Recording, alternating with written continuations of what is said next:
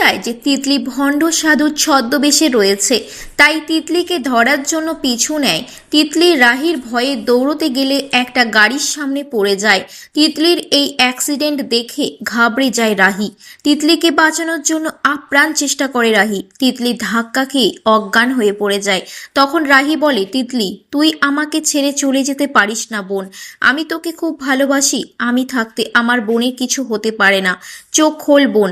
আশপাশের লোকজনের কাছে হেল্প চাইলে তারা সাহায্য করতে চায় না, তাদের কাছে ঠকিয়ে টাকা নিয়েছে তিতলি, টাকা ফেরত চাওয়ার দাবি করে তারা। চোখ খোল তিতলি, সব ঠিক হয়ে যাবে, আমি তোকে বলেছিলাম এইভাবে মাঝ রাস্তায় দৌড়স না।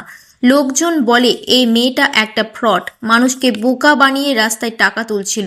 মহিলারা বলে ঠিক হয়েছে, এসব তো পাপের ফল। সম্পূর্ণ এপিসোডটি যদি আপনারা দেখতে চান একটি লাইক ও সাবস্ক্রাইব করুন।